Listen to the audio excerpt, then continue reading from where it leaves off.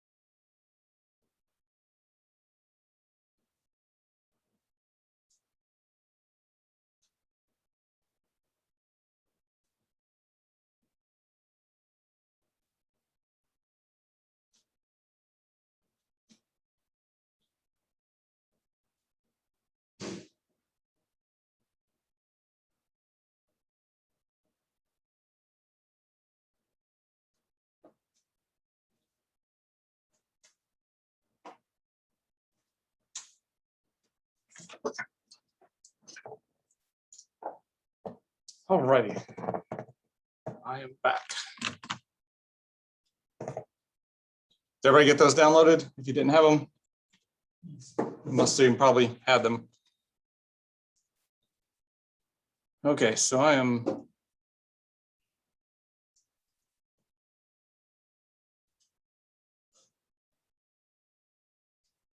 going to move on here. So I'm still recording. There'll be a little bit of people just have to wait. So today we're going to look at installing Cali Linux. So let's head off and open up Hyper-V.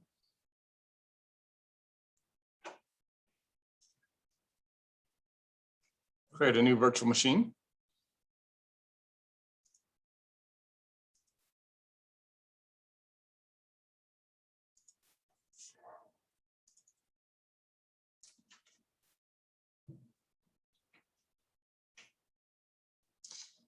We'll name this one.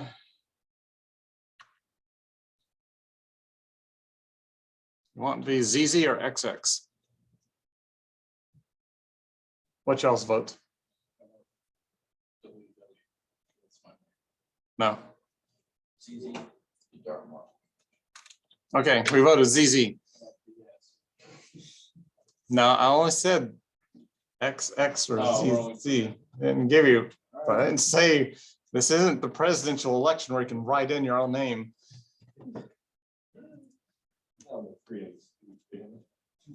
So let's go ZZ Security Cali.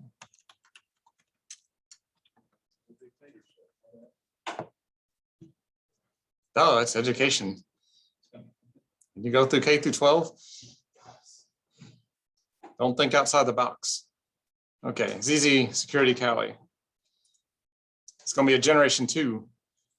And we're going to do the 4096 RAM with dynamic memory checked.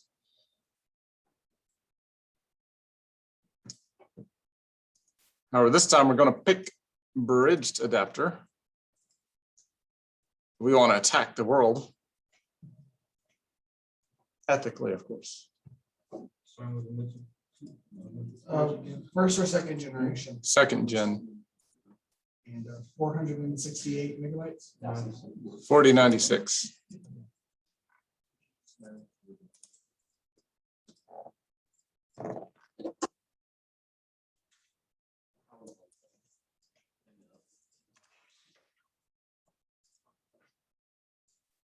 Ah, Enos is here.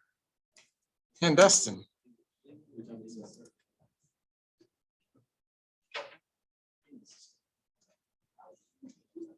That's going to be on YouTube. That was Wade saying that, was not me. Oh, you're recording? Yes. So we're going to go next. We'll pick 50 gig for the drive size.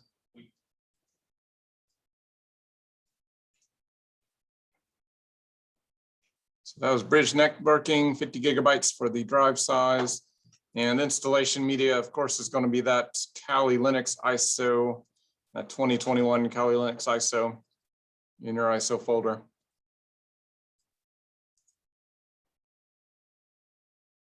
We'll have to modify the settings. Most of y'all were in LAN class and we bumped up the settings on these. Something a little bit different. This is not a Windows install, so I'm going to disable secure boot. That's something different that I'll do. Some things like CentOS will do secure boot, but several Linux distros won't. So I'll uncheck that just so it doesn't have any bearing on anything. The memory, I'm going to set it to max out at 4096 because yes, we are going to use some tools that might do some weird stuff and try to load like a terabyte rainbow table or something and take all the RAM and melt our brand new nice computers down. So I don't want that to happen. So we'll limit it down maximum 4096. And I'll go ahead and bump up the processor to add a processor to make us up to 2. And that's all I'm going to edit.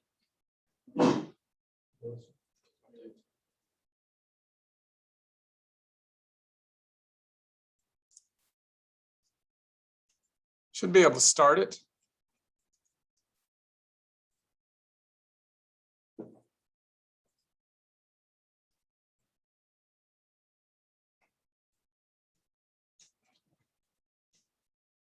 And it'll come to the beautiful menu launch screen for installing.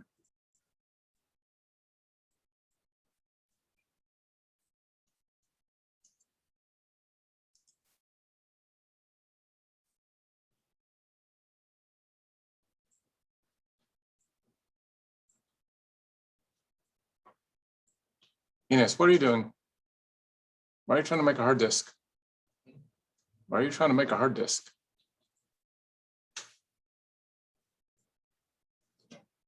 Make a new virtual machine. And type 50 there.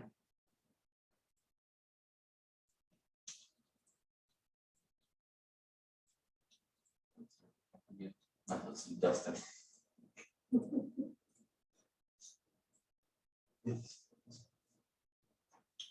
Now edit the settings and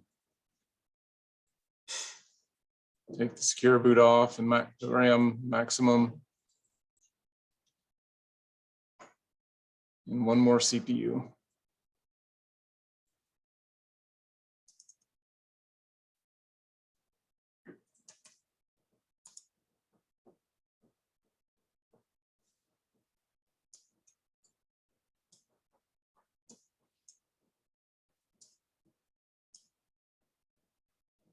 And we have problems.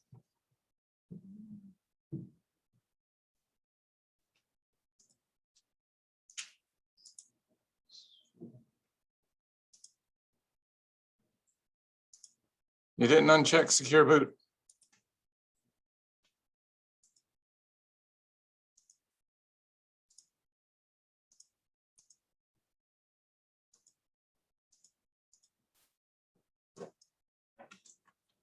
Or fix that.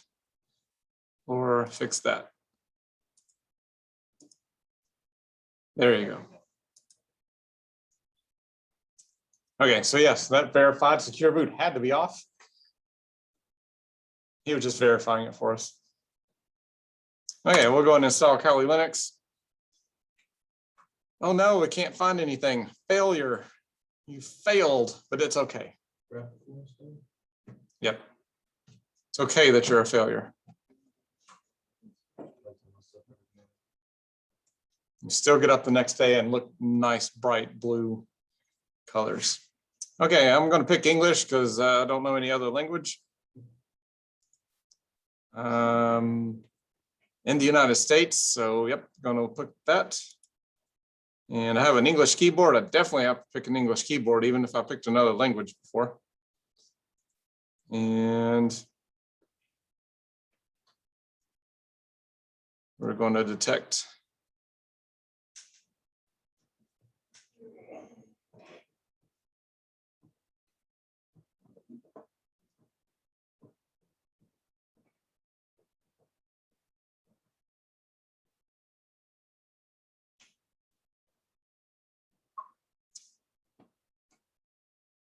So that rack that Dustin helped build up, and I didn't plug everything in, one of those was a DHCP server.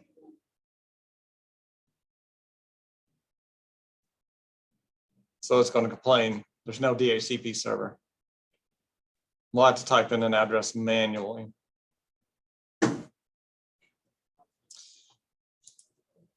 All right, so configure network manually when you get there. Network is not properly, probably not using DHC protocol. Currently, the DHC is. Yep.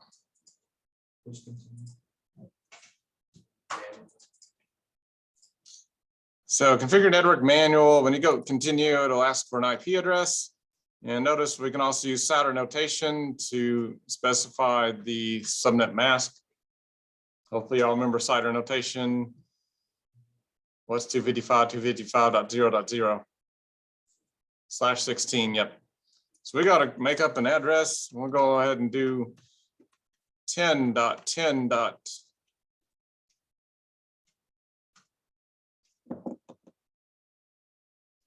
105 dot your number that's stuck on your computer in front of you.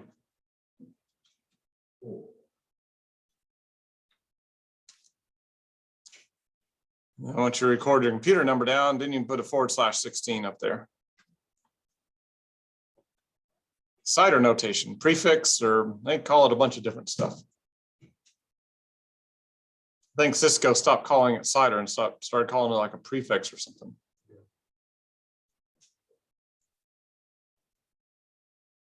So 1010 105 dot your computer number /16. We'll go ahead and go continue, and it should take you straight to the gateway. And the gateway is 10-10-0-100. But hold on before you go next. Yes, 10-10-0-100. That is the right number. So as we continue, the name server. The router is not the name server. So we need a DNS server. I'm going to use Google. Anywhere in the state, dial 8. You heard that lawyer commercial? I don't know who it is. It's probably an injury attorney. They seem like they're all the attorneys that advertise. Quad 8s.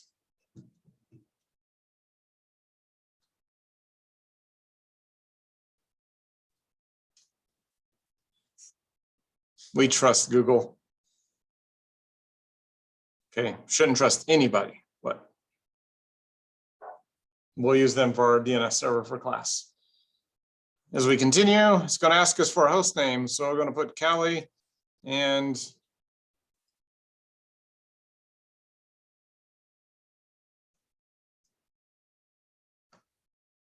it's going to type in Cali, PM, and then your computer number. Because we're the afternoon class. And the morning class already just did Cali and a number, and we got to be different than them.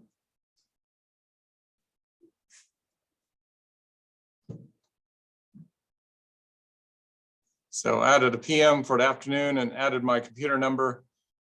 And we'll go ahead and hit continue. Domain name, we don't have one that says you can make one up. So we're going to use local.domain.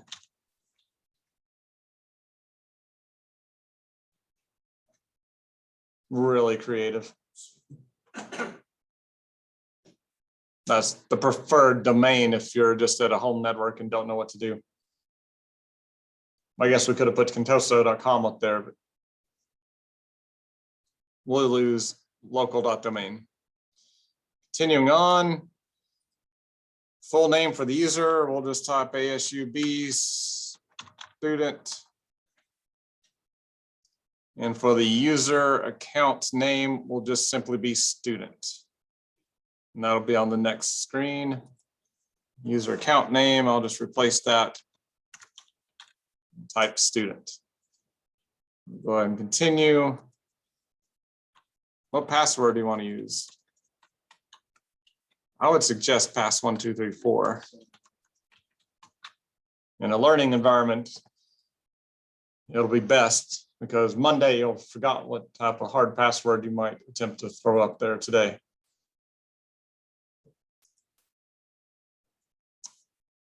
I hope you know what time zone we're in. Hawaii. Sorry. Be nice, maybe.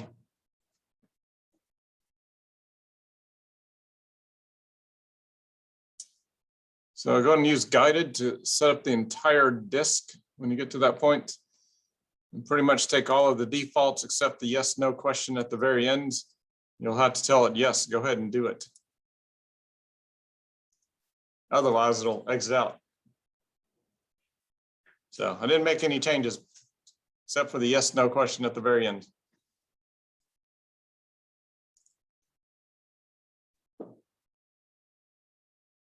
Because it basically said, if you're a new user, select these options. If you're an advanced user, you probably want to click some of these other options. I think you're new users.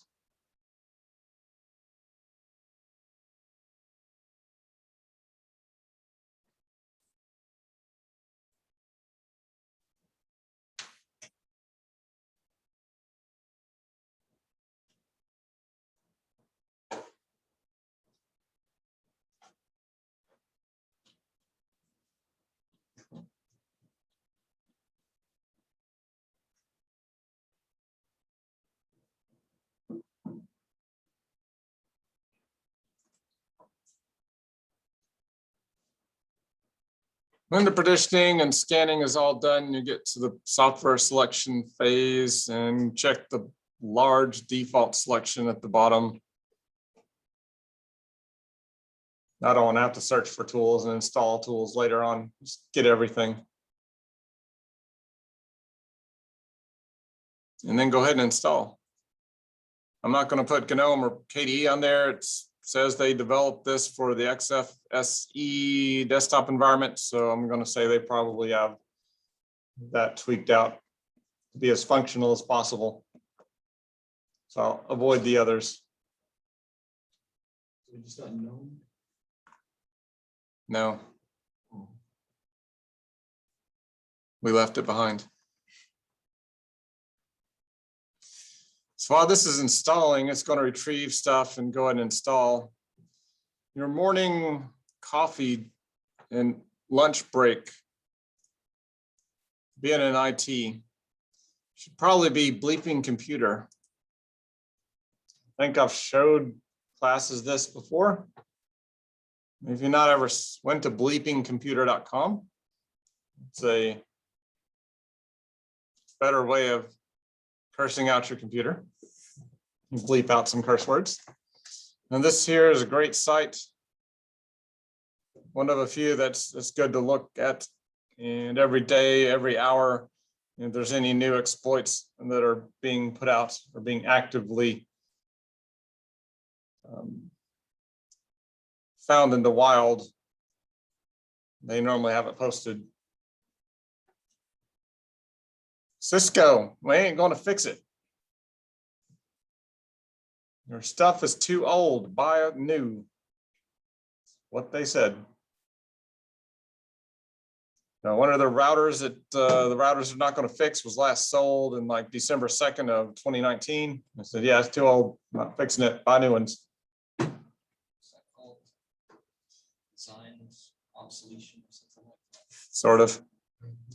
Although there's a protocol you can turn off to mitigate the vulnerability in the Cisco, so you don't have to, if you're not utilizing that UPnP protocol for, I believe, Xbox and some stuff, then you can just disable it.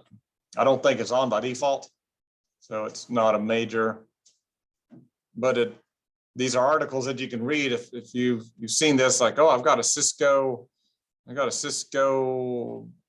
RCE router. I need to go read about it and figure out the particular feature on it has a flaw and see if you can turn it off and still operate your business, or do you need to purchase a new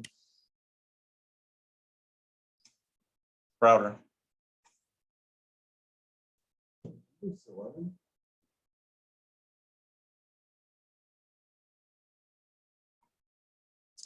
And they also ransomware, if somebody finds a way, or the FBI, CIA, KGB takes down a ransomware gang and gets the servers and gets all of the encryption keys, they typically release free patches so you can recover your data.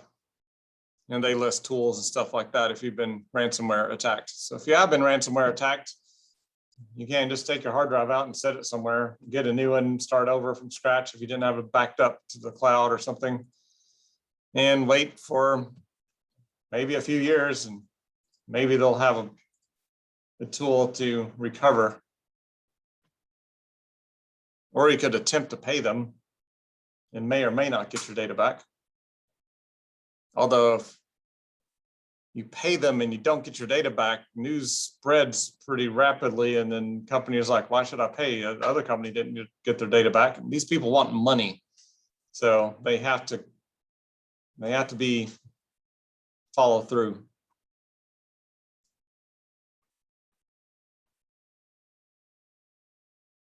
T-Mobile data breach just got worse, now at 54 million customers. I think nobody had T-Mobile, as I'm correct.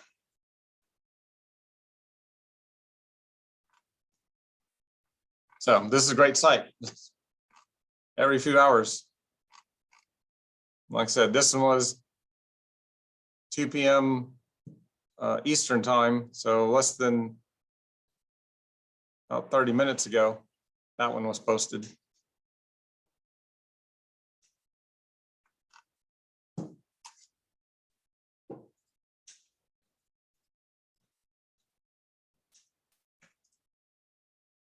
So Cali's still installing.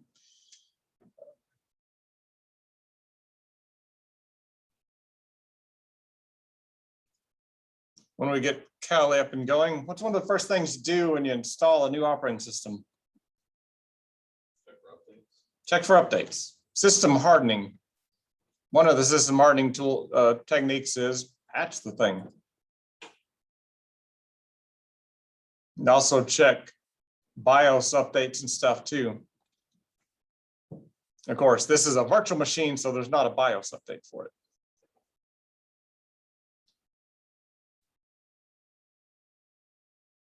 But we definitely would want to run updates. Test Out has, they've implemented a lot of the stuff that I've been doing in class all these years in labs, the hacking and other things. They have like a pfSense firewall configuration and stuff, which is really awesome that they have now built that. So even though they have Cali and you're going to do some of the Cali cool stuff in Test Out, it's still better to have the real thing because you're locked to whatever version that they simulated. And you can only click so many things in there,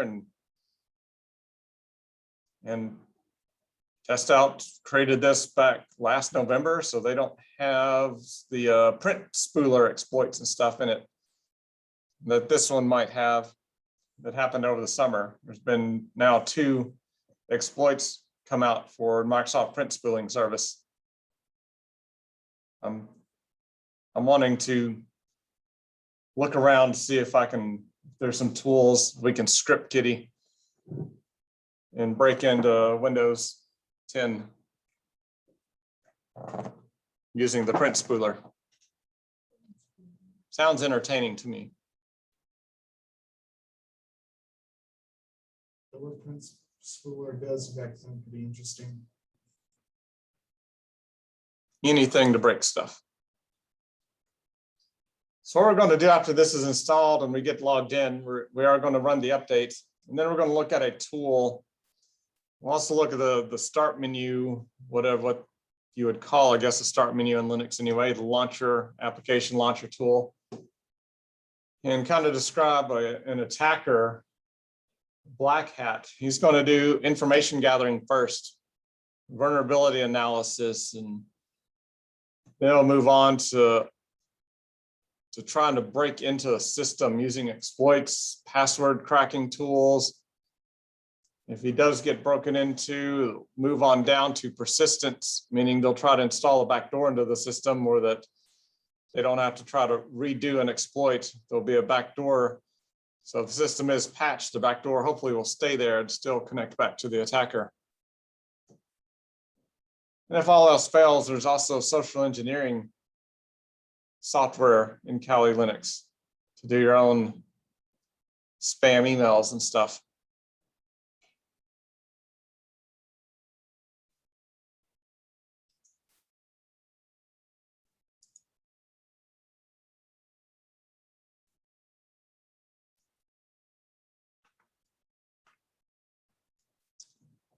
Social account thief goes to prison for stealing and trading nude photos. So a New York man received 3-year sentence in federal prison, hacking social media accounts of dozens of female college students and stealing their nude photos and videos from them.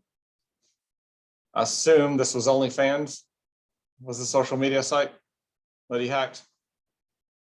They're using that to pay for college. I don't know. But that also brings into Kali Linux and another thing a California kid did quite a few years ago. He sent like a party invitation out via email.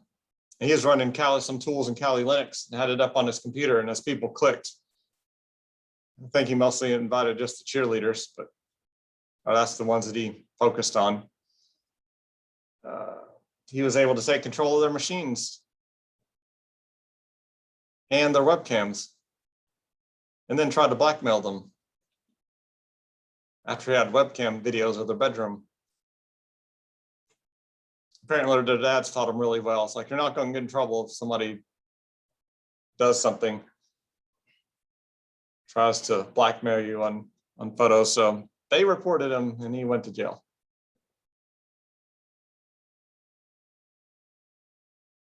And all it was come to high school party, whatever, you know, from somebody they know that they go to school with.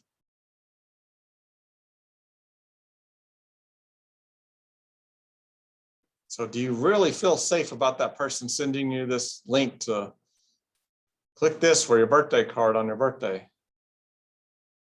Are they going to hack your computer and try to access your webcam? And that's why I like USB webcams and stuff. I don't like them built into laptops. So I unplug it every time I'm not using it, because I know you can control a webcam. And all it takes is just browsing the web, clicking on the wrong link, having the wrong third-party advertisement pop in the side that's infected with viruses.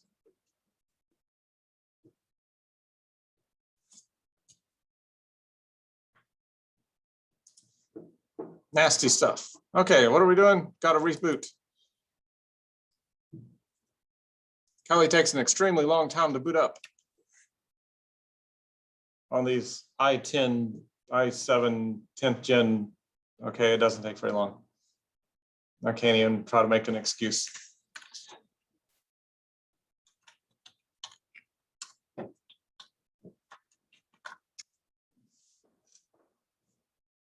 So it reboots. Log in as student, your pass 1, 2, 3, 4. You get your nice, pretty desktop.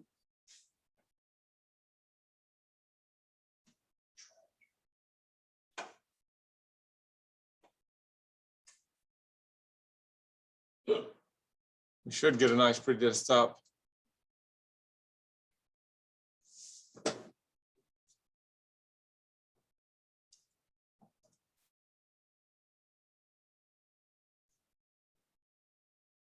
Jonathan, is your screensaver just, what is your, just got a black screen? Yeah, but click on it. You want me to reset it?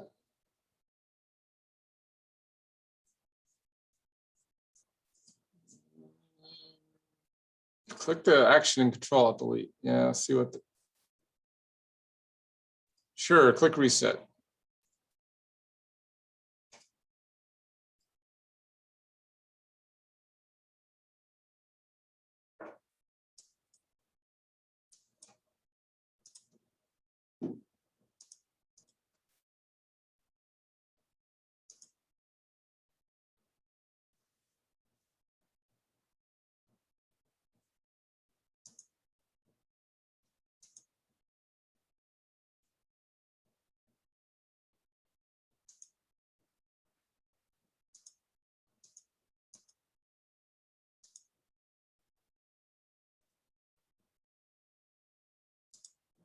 That's interesting. And you got to the point where it said continue and reboot? Yep.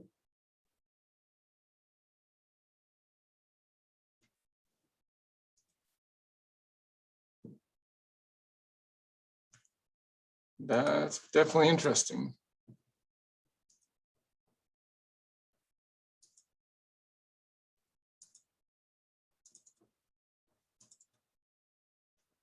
Security class.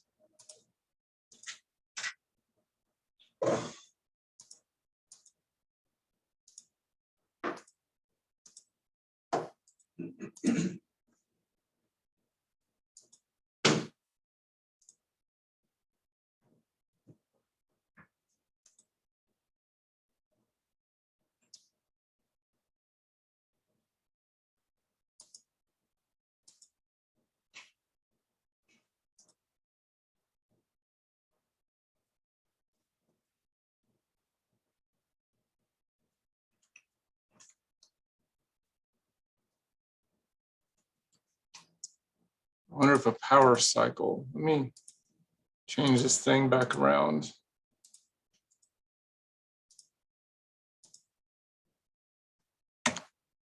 Okay, whatever, it just, I don't know. It needed to be power cycled, I guess. Okay, so first thing first, make the system better. Click the little start menu up here. The favorites has a root terminal, also showing up that now I kind of went through the process of what an attacker does. Look at this, they almost tell you step by step, 1, 2, 3, 4, do this first, do this next. Go gather some information. Analyze for vulnerabilities, and 2 and 3 there and 4. Maybe try to crack some stuff on 5 and 6 and 7. Use some exploitation tools. Try to pretend like you're somebody else. Post exploitation. Make persistent backdoors into things. Forensics and reporting tools, social engineering. So we're going to launch this root, the red terminal, and just pass 1, 2, 3, 4. This is a Debian based, and it's not a Red Hat CentOS based. So it uses the APT program for updating instead of yum. Remember from Linux class, you did like yum update and it just installed everything. Apt is a 2-part process. You have to update the apt program first with apt update, and then you have to do an apt upgrade, whereas yum is just a 1-step process. So when you run that, you should get 493 packages needed to be upgraded. If you get an error with your IP addresses, it looks like everybody's good, then apt upgrade.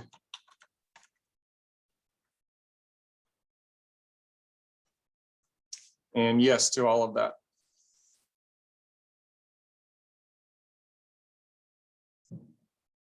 So it will download everything in about 5-6 minutes and then run through an install and have our system patched.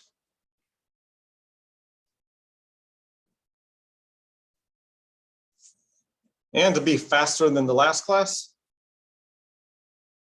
while this is going, we can probably go ahead and open up another tab. So file menu and open up another tab. And maybe we can get out of here early.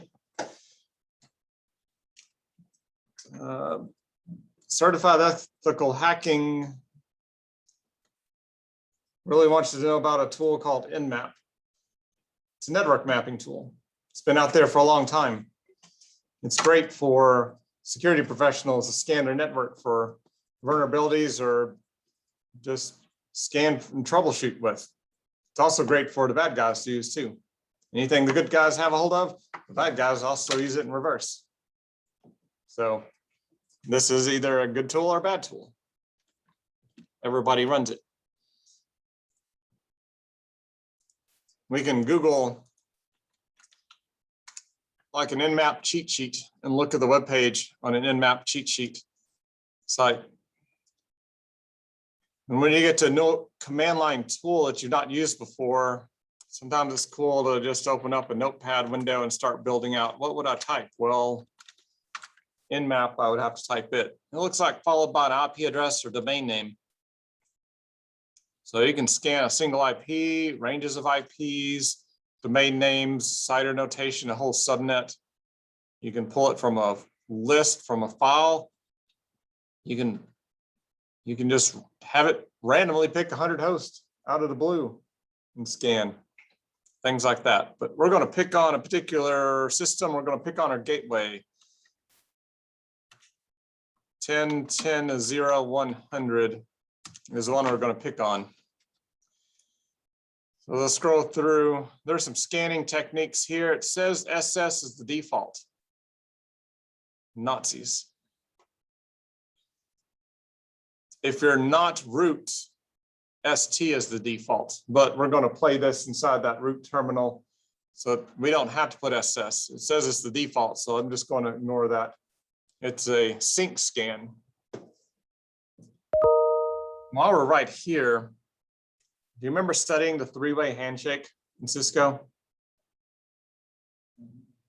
So what's the first packet in a 3-way handshake? Sync, right? Then the remote computer has to send back an acknowledgement with its own sync packet. And then the original computer acknowledges the sync packet and also receives the acknowledgement from the, so we had the 3-way handshake, and then you got the window size and everything, windowing numbers set up, and you start communicating.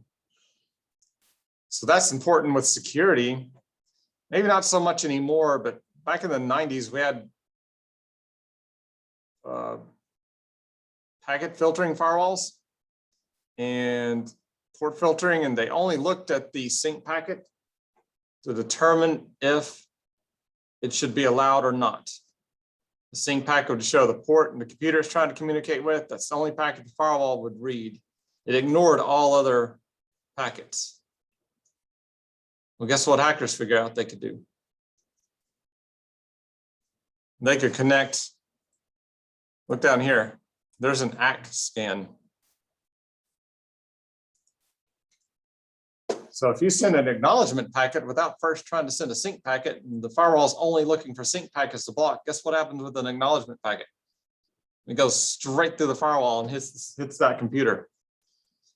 The computer normally sends back a reset or something, but now you know the computer's alive because they're coded to go, hey, I don't recognize this conversation.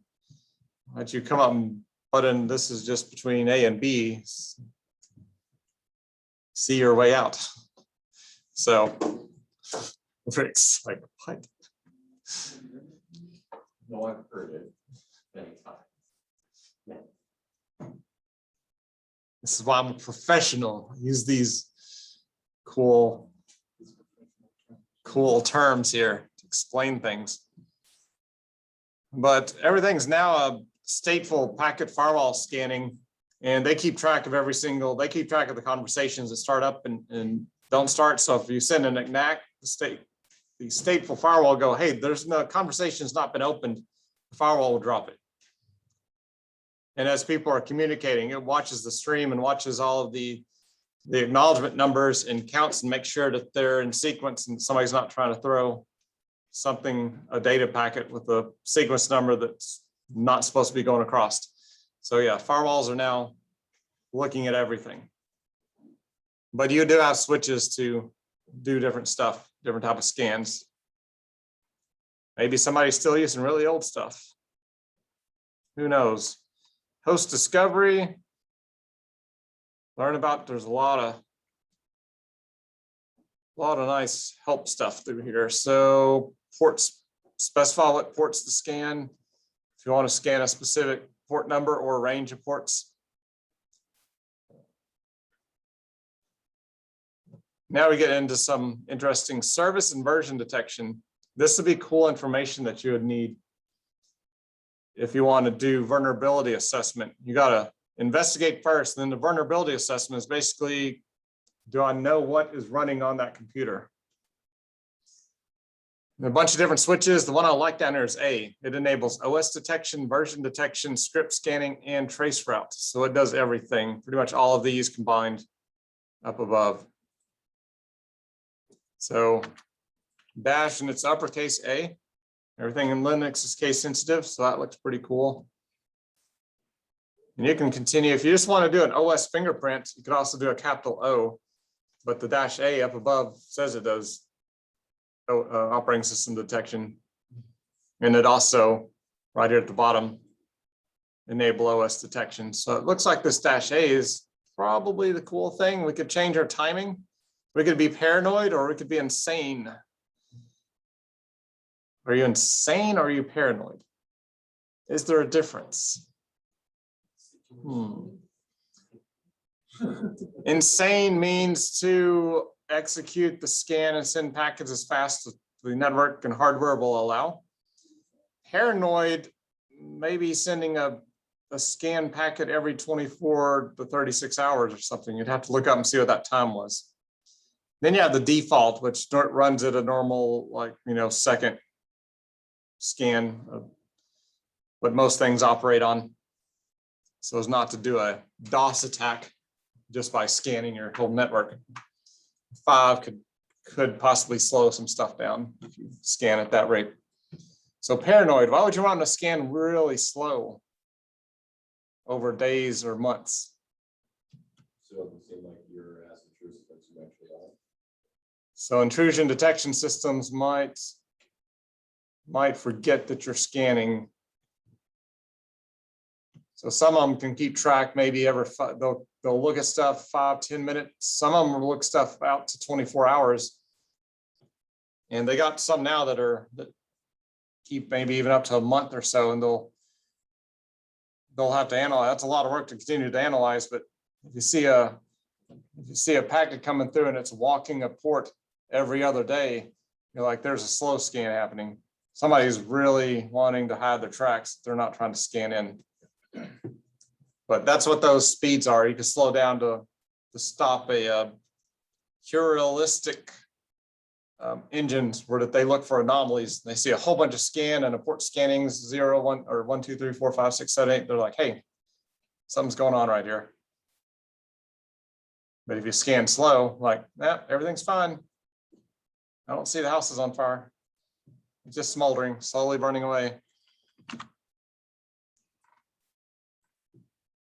Okay, so there's a lot more cool stuff you can read and do, but let's go ahead and do this scan with just the -A. Nmap has a lot of neat stuff and can be scripted.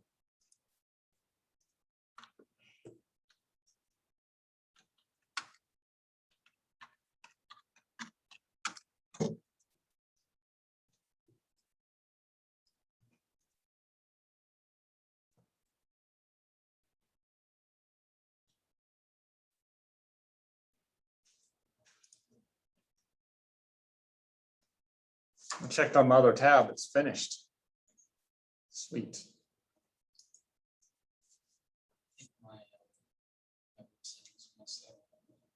Probably. You're the trouble student. Pulling the fire alarm.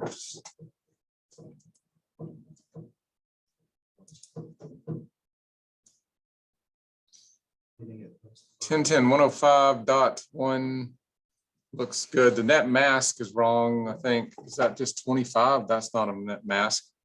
It's 255, 255.00.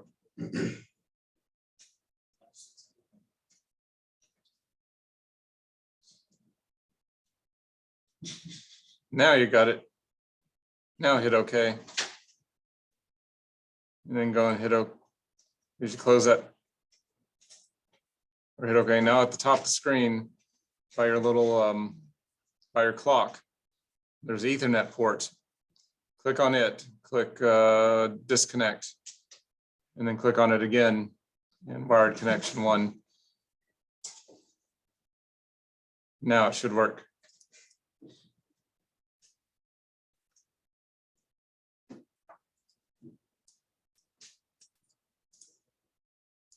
I say it should work. So.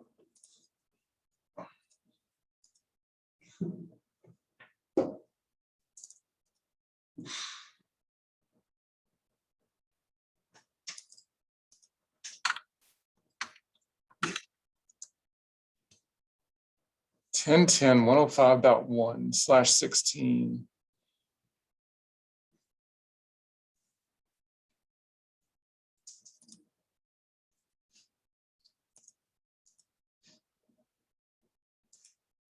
What's your gateway?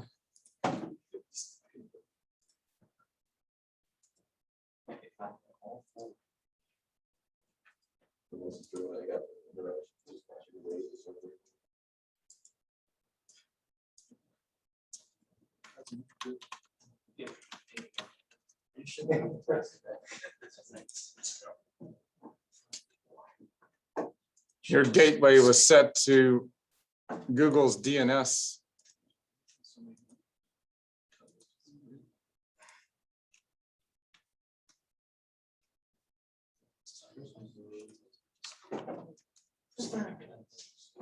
Okay, now you can upgrade after that's done. Let me get off your screen. Hold on. Hold on. Okay. You had 8888 in your gateway instead of 10.10.0.100. Looking at our nmap scan.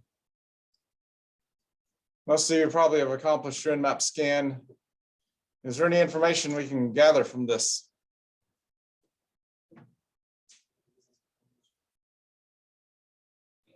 MAC addresses. How many ports are open and closed? SSH open. We got one port open. It's SSH. We also can determine that the SSH is version open SSH, particularly is the server, and it's version 7.4. That might be useful. We could research, is there an exploit available for open SSH 7.4? We could also, if there is an exploit for OpenSSH 7.4, we can check.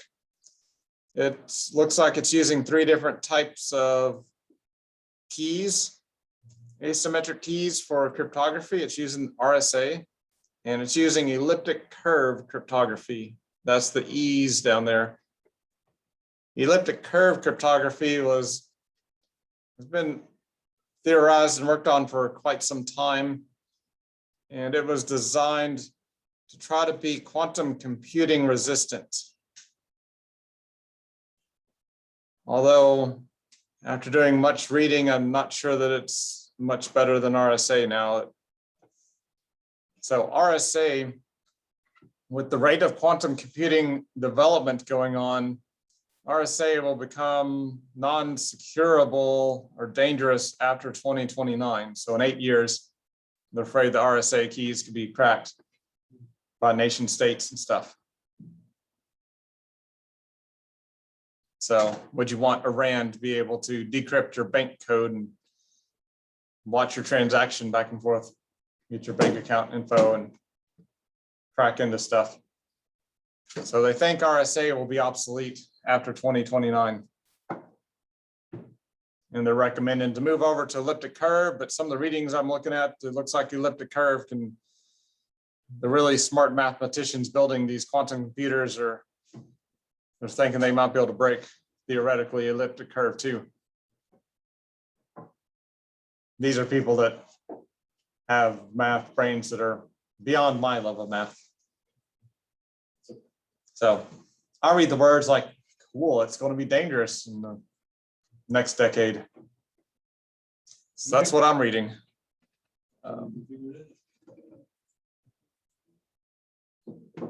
So it can be, I don't know.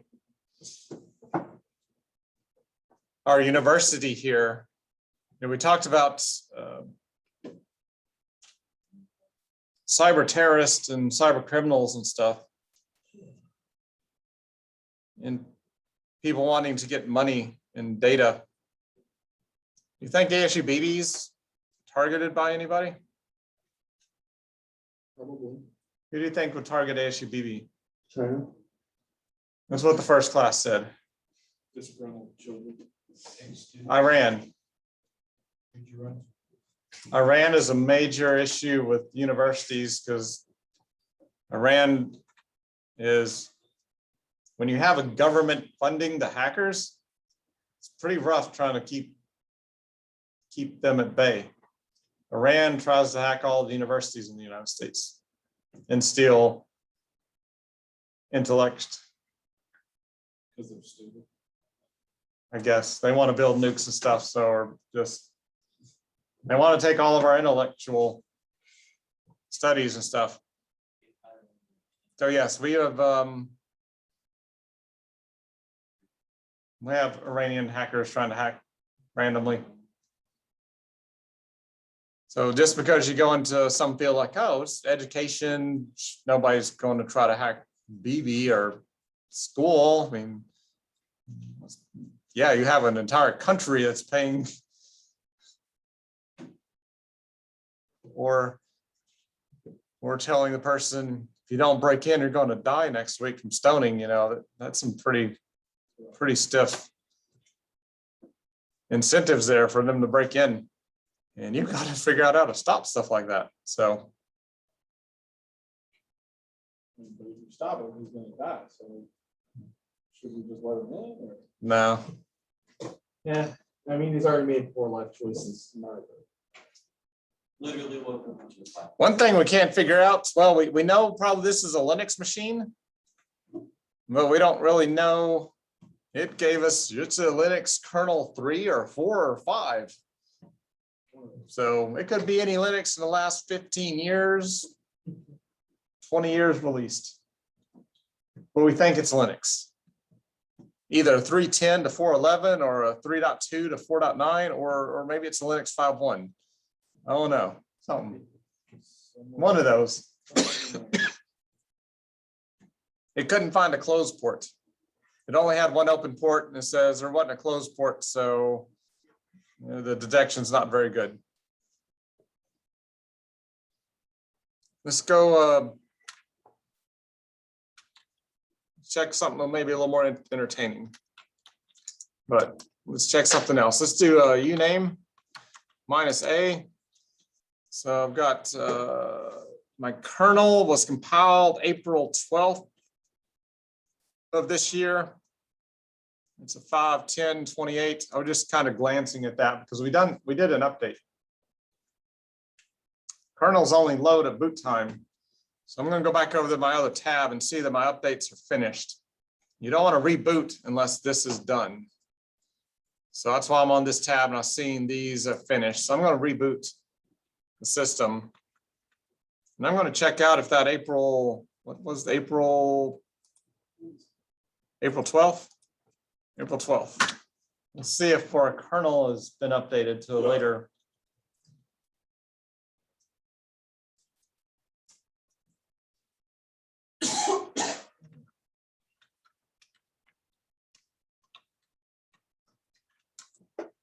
These computers are awesome. It was like, whoop, we're up.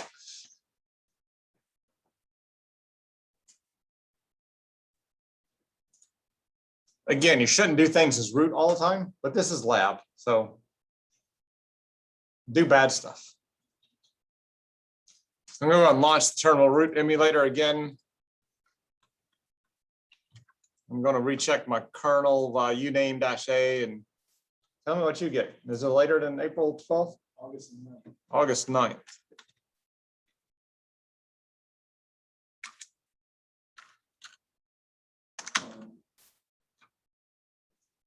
It's also, instead of, I think it was 5/10/20 something, now it's 5/10/46.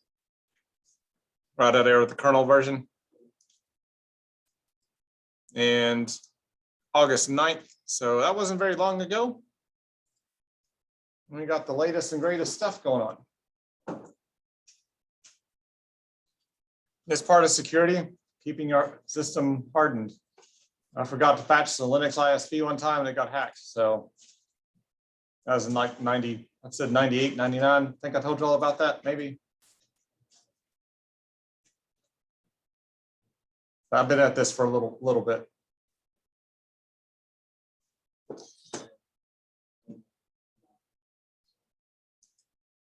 You're what? I was like 9 years old.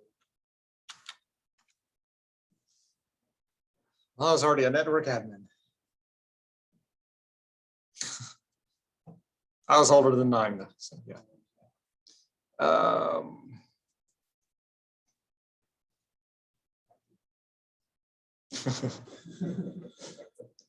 You are probably an egg.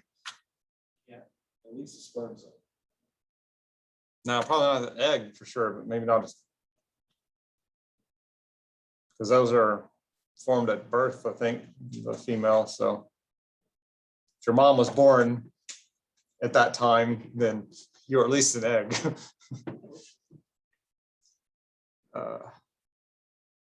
Yeah, I hope so. Like, how could you be here? Let's go and nmap another nmap-a, another system. Let's nmap. Let's nmap 147.16.198, and we'll go ahead and do the dash capital A. Oh, not equal.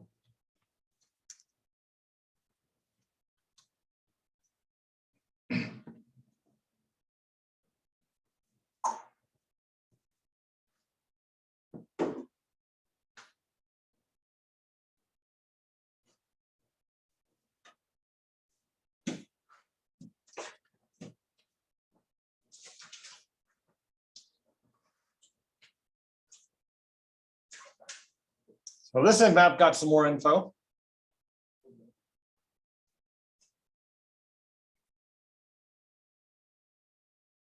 Quite a bit more. So we scanned this 147.97.16.198, and we see that port 22 is open. It's running the same open SSH protocol as the prior one, and also has the same RSA and elliptic curve cryptography available to clients. it has port 80 open. And it says it's Apache 2.4.6 and that it's CentOS.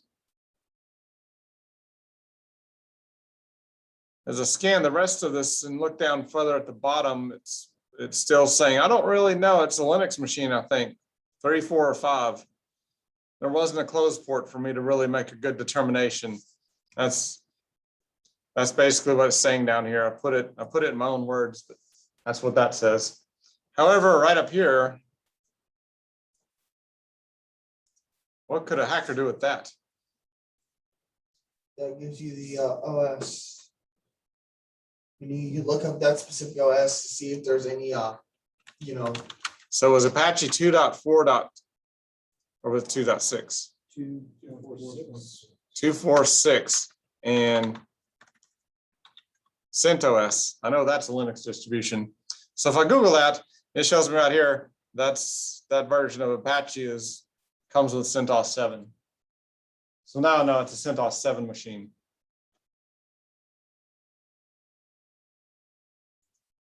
You got to be able to relate things together, investigate. If we can do that, a hacker can do the same thing. So banners and stuff, some of the distros strip banners so that it doesn't say Apache, blah, blah, blah. The CentOS machine, for me to make it more secure, I need to go in and do some research on the Apache config and how to change the banner that's being spit out by nmap when it reads it. And see if we can either modify the banner to something different than Apache or just to remove it altogether or just go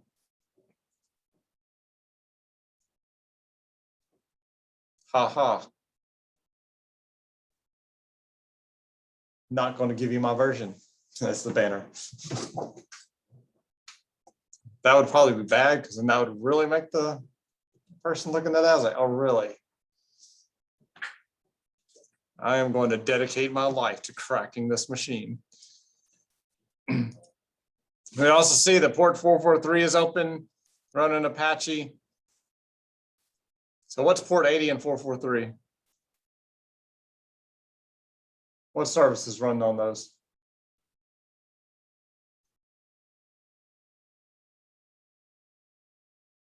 Should just be an instant answer.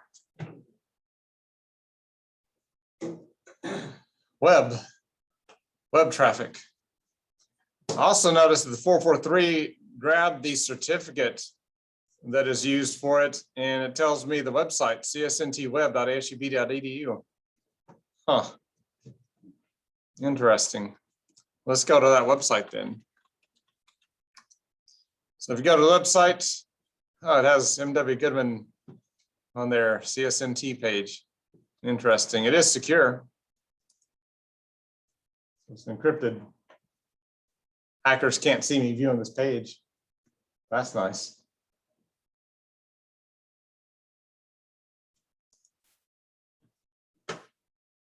Now I used it earlier today to download Cali in Windows 10 maybe, or earlier in the week. That's the server I have here on campus that when I have large ISOs for you to download, I'll put it there so you don't have to go to the internet. It just pulls it local. And we have a gig upload speed so you can download it from home. I doubt any of you have over a gig speed at home. You may have close, but I doubt you have over a gig. So no matter what, you can pull these quite quickly.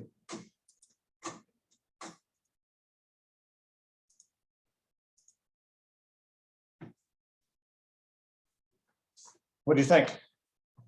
Information gathering. Kind of neat. There was a Zen map.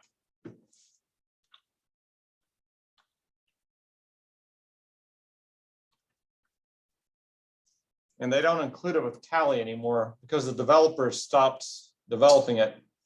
And the Cali developers like, we don't want to mess with it. It was a graphical tool that you could use. And as you scan stuff, it would take this as reports and stuff where you could click on host, and every host that you've scanned, it would have them listed. You could click on them and it would show you all the different reports out of them, or you could click on the services tab, because if you scanned a whole subnet, it has services tab and it would show you all the services that it found on that corporate network. And then you could click on each one, and then out beside it show you the IP addresses of the hosts that were running those particular services. So great way to map out a network.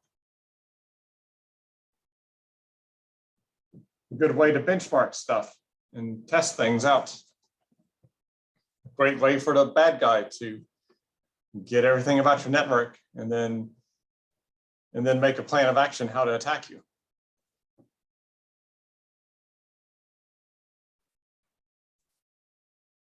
You're going to go home, scan your network at home? I think you can even get in, you can get nmap for Windows if you wanted to play. Scan your router and stuff. Scan your Xbox, PlayStation. Hack your Xbox and PlayStation remotely. That's curiosity. That's how you learn.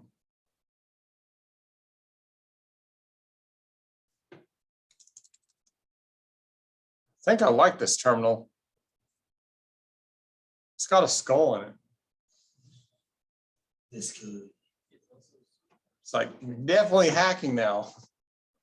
You're using a hacking version of Linux, but it's not necessarily just had the third party that we scanned. The third party we hired to scan the network and do the email phishing, see if our employees would fall for email phishing and stuff. They set up a Cali Linux in State Hall. Did I tell you about pinging, or was that the last class? Probably the last class. I probably would have. It was kind of cumbersome because I guess our network wasn't set up. It allowed that system, I guess, to spoof a DNS or something. Because if you try to ping anything, whether it was there or not, the laptop would respond to you and say, yeah, I'm here. Is quite bad when we were trying to troubleshoot to see if copy machines were online or not. We'd ping like, copy machine pings, why can't you print to it? And then we go and it's unplugged from the wall. How did it respond if it's not plugged into the wall? And then we figured out that it was that Cali Linux machine sitting there responding to everything. So there was some type of network security there that was allowing that laptop to respond to everything. Probably did some type of spoof or something to respond. Actually, it's most likely you just broadcast ping something out to the whole network, and it picked up the broadcast and replied. No matter if it was, it'd probably wait a couple of seconds to see if there was a, no, it probably didn't wait. It probably just replied. Ping poop. And it's like, yep, I'm here. No, you're not.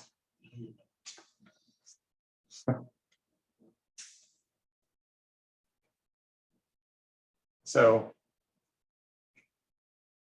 security experts use Cali. Script kiddies use Cali.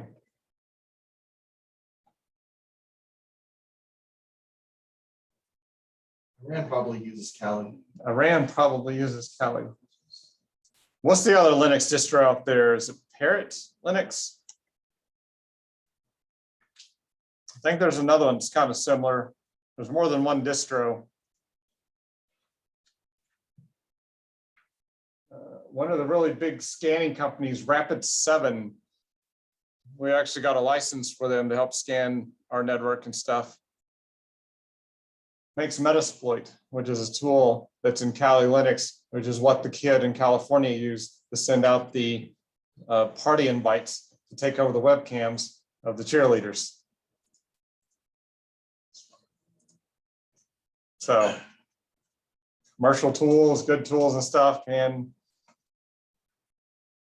turn into the wrong hands. So if you go out and create this cool, awesome security tool, guess what? Bad guys are going to take it and use it against you.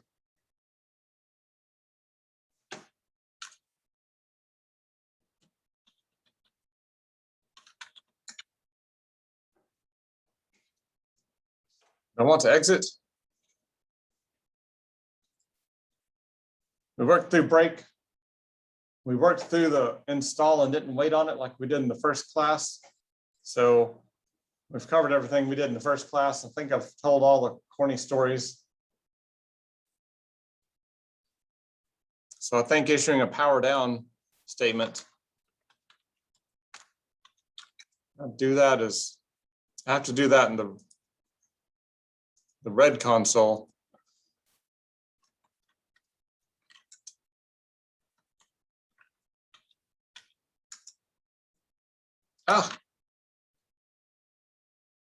Power off.